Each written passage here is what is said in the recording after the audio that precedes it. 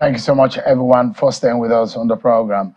So since President Bola Tinubu last week submitted before the joint session of the National Assembly the 2024 budget, which he says is a budget of renewed hope, the National Assembly says they will expedite action in scrutinizing the budget and trying to pass it before the end of the year so it can meet the January 1st fiscal year, so that the budget year will begin on the 1st of January. But there's been a lot of back and forth in the budget defense. Yesterday, of course, we understand the House of Representatives Committee on Public Petition fumed over the failure of the Central Bank of Nigeria, Mr. Yemi Cardoso, and some others who did not show up. Today, however, we saw the members of Parliament who are very upset that the chairman of IMF did not show up. Let me allow you to listen to their grievance and how that played out today. Rather unfortunate that the management of INEC is not yet here, and this is not a good way to start a new administration, not with the marching order given that by Mr. President that he wants the budget speedily treated, and they've not been able to communicate, and that's making it even worse. May I please use your indulgence that from the chair, we use this medium to give INEC a definite date on when they should appear. And a warning. We don't want to give another date in public now, and now find out that that day won't be visible. So let's go deliberate and look for another visible date. That was earlier today, yesterday. In fact, apart from the anger which the lawmakers showed about Mr. Yemi Cardoso and several others who did not show up, he also ordered their arrest following a motion led by Honorable Fred Agbedi, the member of the House of Representatives from PDP in Bayelsa State. Among that, 17 about 17 orders should be arrested.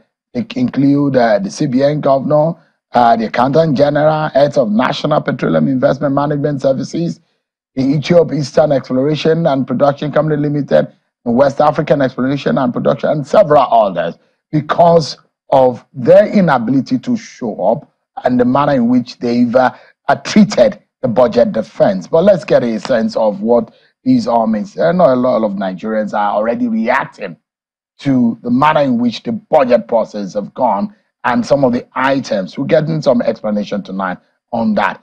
The Director General of the Budget Office, Mr. Ben Akabueze, joins us now on the program. Thank you so much, Mr. Akabueze, for your time tonight. Thank you, Sean. It's my pleasure to be here. Yeah. When one wonders that, look, when the head of the executive appeared before the National Assembly, and his prayer predominantly was, he was pleading with the National Assembly that he wanted the budget to be passed on time. And some of the lawmakers have said they will make sure that the budget is passed speedily.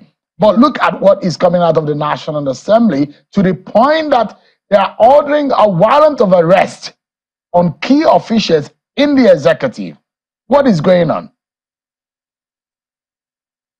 Well, Sean, I cannot speak for those heads of agencies, but certainly I'm sure that, and I do hope that they have good explanation. Otherwise, I think simply not appropriate that they didn't show up. But this is not the first time this kind of thing is happening, Mr. Akabueze, where National Assembly members will say, you are supposed to show up and you're not showing up. I mean, is this some kind of disrespect to the lawmakers, or what exactly? Or are they not privy to the calendar, or the schedule, or not? The proper communication is not being passed on to them, or what could be going on exactly?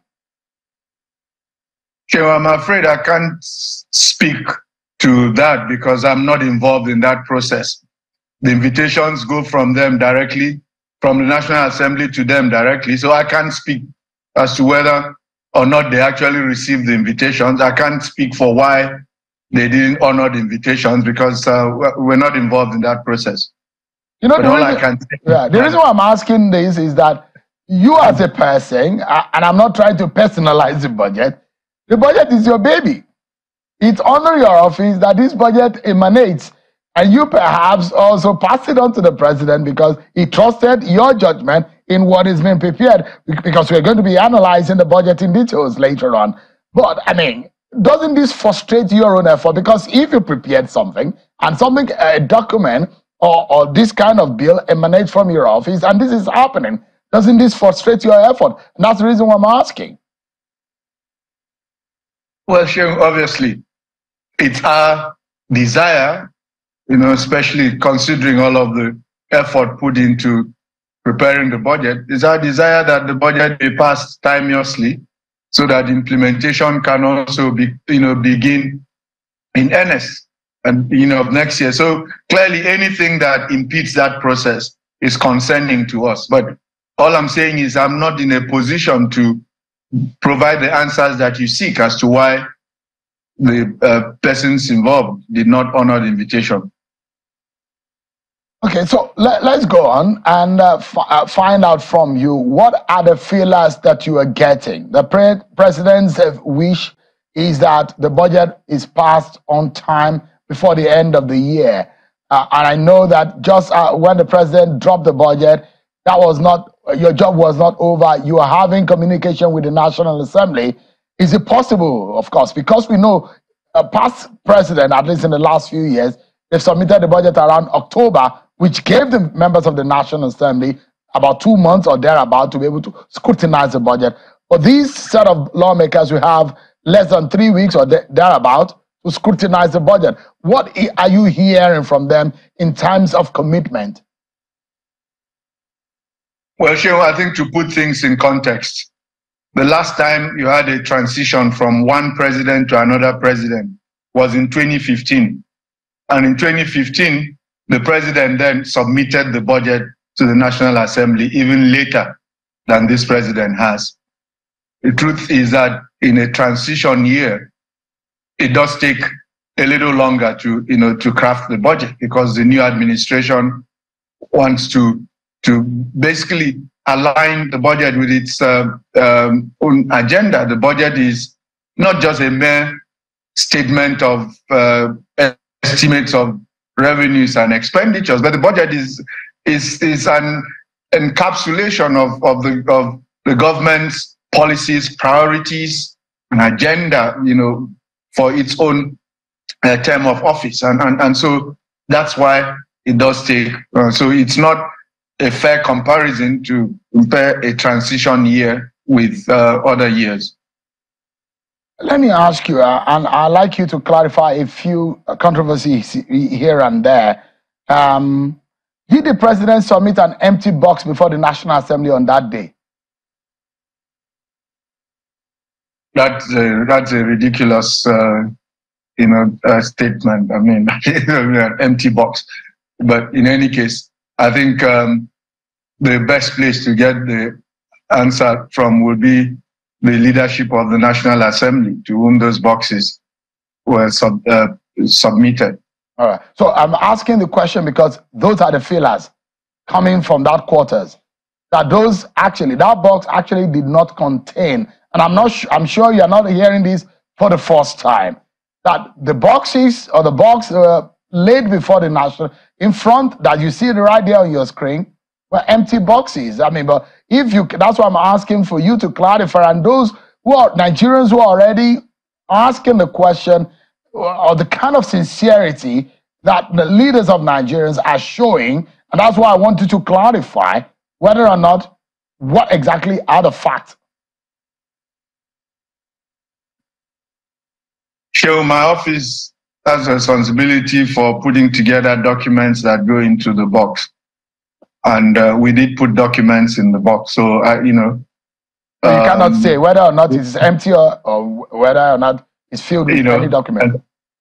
So, I think that it's, I believe that the National Assembly leadership has issued a statement on that. So, but if you prefer to believe what one member is saying over and above what the leadership says, then it's not my place to I can't say anything more about that. That's why I'm asking them. I have the privilege of speaking with you, and that's why I want Nigerians, my viewers tonight, to be able to know the facts in the matter. And now that you are here, you can authoritatively tell us what the fact is against what it's not. But let me ask you, I mean... Listen, when you asked me to discuss the budget, I thought we were going to speak about the budget, talk about what's important to Nigerians, the budget. It's not about, you know, I mean, I'm not here to discuss rumors about whether it's an empty box, why people were invited on, whether they showed up or not. I thought I was here to provide, you know, the tangible explanations about the provisions of the budget that Nigerians, the generality of Nigerians seek and are interested in. Yeah, of course we will do that. You know, when they say spirit and letters, usually it's about the meat and everything around it. So sometimes there are things that there is the icing on the cake and the cake itself. Sometimes things that are around the cake sometimes cause for discussion. But let me get straight into the meat of the matter. One of it is the issue of the manner and the style of the budget in which you and I know I've had this conversation with you in the past. What style of budget process was adopted in this very one? This is a new government. Was it zero budgeting process, or what exactly was used in drafting this? The current administration hasn't changed the process it inherited. Remember that in a transition year, you have the first 5 months. You know, people often think that the budget process begins when the budget is laid before the National Assembly. The budget process starts much earlier. The budget process starts in March. And so by the time the administration was sworn in, the budget process was well, you know, afoot. And so this administration hasn't changed the process. It's still zero-based, yes. Let me get your view on the assumptions. And the president, in his speech, was very confident about the growth rate, which is perhaps more ambitious than what the IMF or some other international bodies are projected.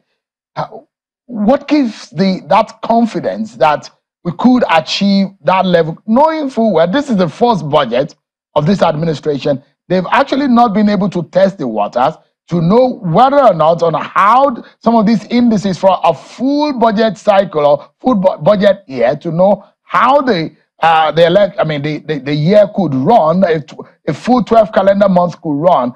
But I just wanted to know what was running through the minds of those who prepared the budget, the estimation and the assumption of the growth rate.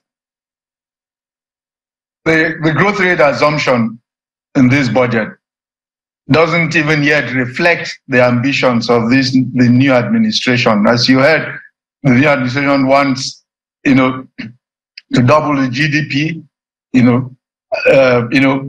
before the turn of this decade.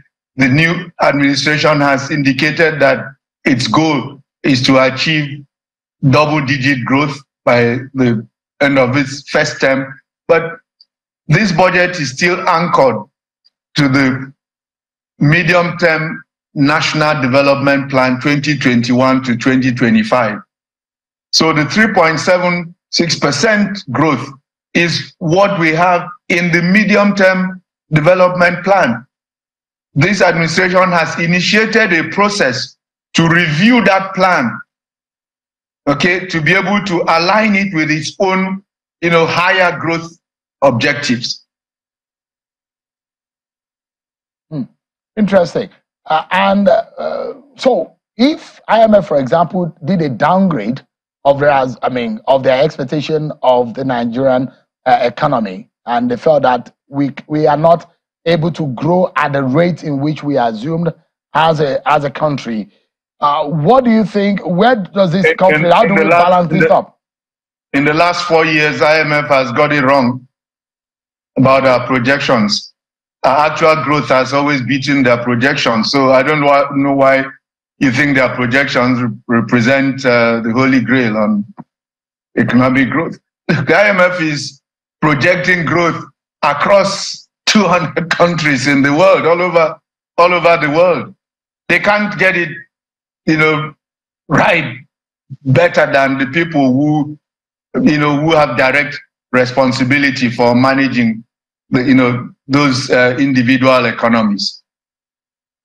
Let's look at also revenue generation. There are those who have said that is super ambitious. Speak to us about that. Well, again, a lot of people just do knee-jerk commentary and don't really sit down and study the budget. As of September this year, and as was stated clearly in the minister's breakdown of the Minister of Budget and Economic Planning, his presentation on the breakdown of the budget. As of September this year, in terms of our revenue performance, we had 105% of the pro rata budget projection. The full year budget projection for revenue.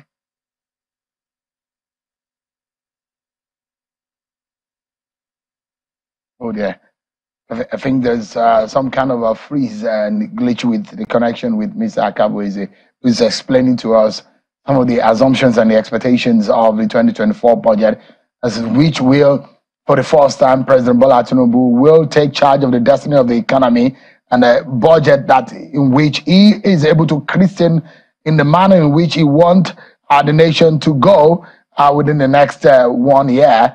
And of course, he christened it the budget of renewed hope. And how much of a hope that will bring is a big question. And that's why we're dissecting aspects of this budget. I'm not sure. Mr. Akabueze is back with us. Mr. Akabueze, are you back with us? Yeah, I am. Yeah, great. So go ahead. Yeah, for a moment we lost you there. Yeah. So I was explaining that our revenue performance as of September is already running ahead of the budget, just 8.65 trillion, as against a pro rata budget of 8.28 trillion. So for this year, 2023, we will make the budget projection. But the way to look at it, okay, remember the budget, the revenue projection was for a full year, January to December. And it was on the assumption that by June, the petrol subsidy will be stopped.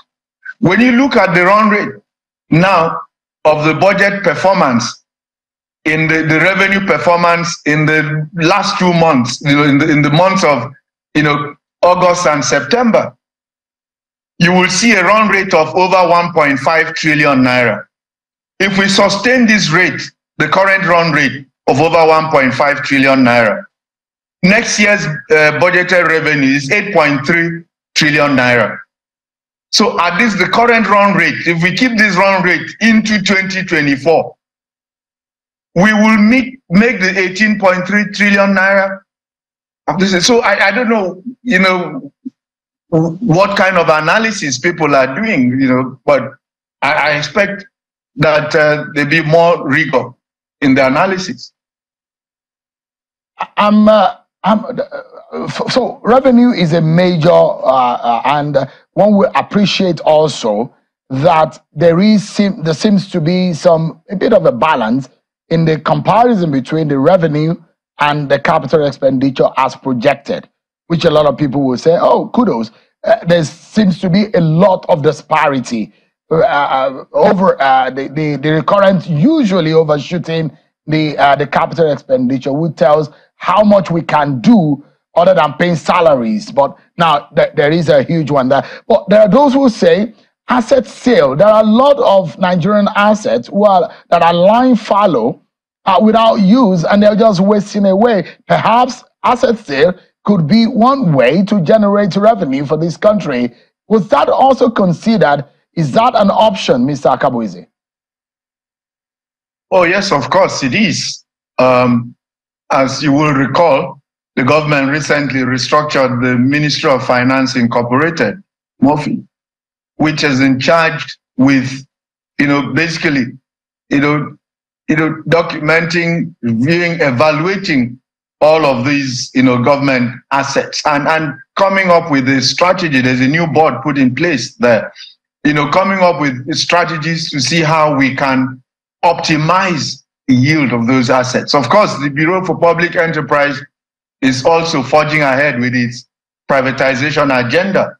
In the revenue framework for 2024 includes 298 billion naira projected to come from privatization. The thing about, asset sales are great, but when you're talking about an annual budget, in an annual budget cycle, asset sales don't happen. It's not a flick of a switch. These transactions take time to structure. The transactions take time to negotiate. I mean, we must perhaps have our eyes on major assets that will be substantial, that will help to accelerate and cushion, of course, get some inflow that will help to trigger the economy to move forward. What kind of assets are we looking at here? The low-hanging fruit, the quick ones, the primary ones that you're looking at? Well, in my reckoning, the corporate assets will be the quickest to sell, which is basically to be able to structure them. And one of the biggest ones in that respect will be NNPC. And the NNPC itself has already indicated that it's working on a program to go public, to do an IPO. This is how you do an asset sale. So that is something that is already, in the works. What other asset are we looking at? 2, 3, 4 others? Sure, I think it's premature to, talk about, to give you a list. Because I'm wondering that those who have criticized government for not being able to handle, for not being able to handle some of the refineries. Because it's in the public domain already. I was making reference to the refineries. Those who believe that maybe government has not been able to adequately handle the running of some of these assets. And there are possibility that maybe when they get into private hands, more money for government, then it will be better run. Is this also an option, the refineries? The immediate past administration made a decision not to sell the refineries in the state in which they were, but to, rehabilitate them. And that rehabilitation effort is ongoing. The current administration is looking at it. As far as I know, a decision hasn't been made. What to do, post the rehabilitation, and so NNPC has given an indication that the Port Harcourt refinery will soon come on stream. Again, these are all the things that are under consideration, evaluating. Remember, people are shouting now, sell the refineries, sell the refineries. Some years ago, President Obasanjo sold the refineries. People were shouting, he shouldn't have sold the refineries. So let's not sound like this is a matter on which there's unanimity of opinion across the board by Nigerians. So you will expect a new administration to settle down,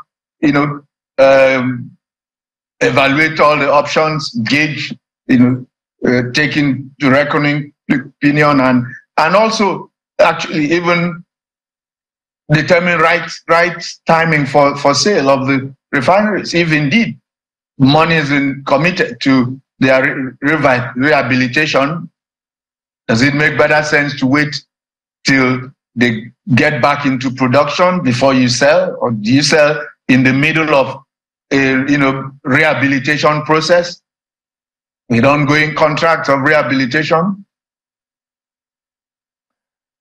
Let me perhaps spend a few minutes before we wrap up this conversation on areas that give some Nigerians concern. And this perhaps have been some yearly concerns from Nigerians, especially some capital expenditures, the ones that are meant, the items to service some top government officials. And I'd like you to probably respond to some of the questions. For example, I guess you have a copy of the budget in front of you, or you are aware or very familiar with some of these budgets. For example, the one that had raised the most eyebrow is perhaps the residence of the vice president. And Mr. Peter Obi, for example, he had tweeted and made his views known that why Sure, let me help us, because the residence of the vice president is not in this budget. That's in the statutory budget of the FCT, for which I have no responsibility. Great. Well, I mean, it's still captured in the budget, isn't it? I said that is captured. The construction of the residence is captured in the budget of the FCT, the Federal Capital Territory, which is not this budget. That's not in this budget that we are discussing. Okay, so you cannot speak to those, right? The FCT is like a state government. They prepare their own budgets just like states do. I totally understand. So you may not be able to speak in that respect. That's what you're saying. Yes.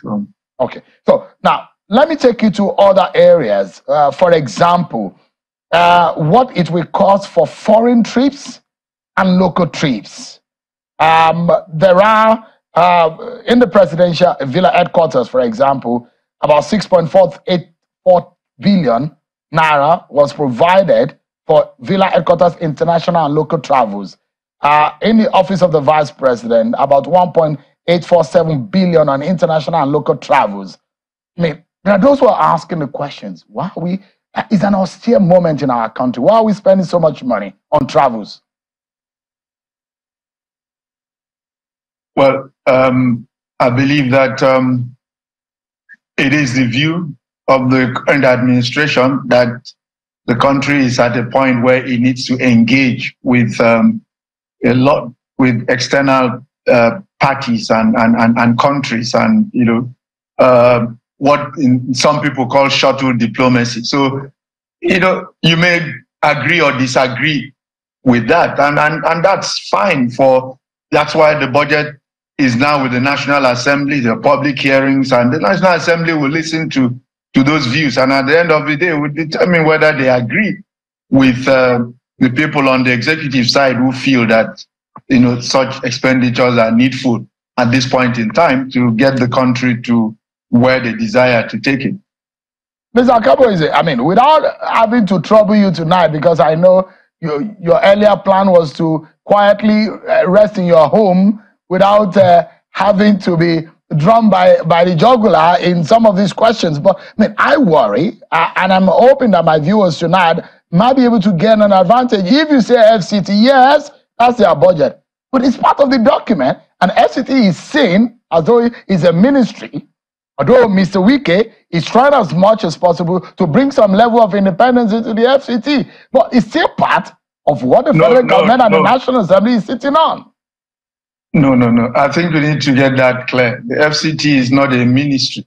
There is a ministry of FCT, okay, which is different from the FCT as which has the status, of a state. I mean, in recent prudence regarding the election, I think so they are required. There is a grant to the FCT, which is included in the budget of the federal government.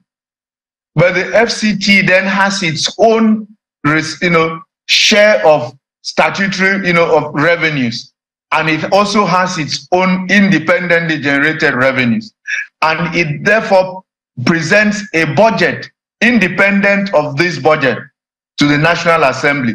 Because the FCT, unlike the states that have houses of assembly, the FCT has no house of assembly. So the National Assembly plays the legislative role for the FCT. So I am not involved in preparing the budget, the FCT budget, and so I cannot comment about that. So like Pilate in the Bible, you wash your hands clean of that. And perhaps my final question to you tonight will be, those who are saying this budget does not reflect the sufferings of the Nigerian people. There are those who believe that much of purchases of vehicles in billions of naira, where are the purchases of the vehicle of last budget, of the upper budget? Do we change vehicles every other time? Can you tell us whether or not Nigerians should go to bed tonight thinking that this government is just for the big boys and the big people in government and not thinking about the average person whom the government officials are supposed to be serving, Mr. Akabueze?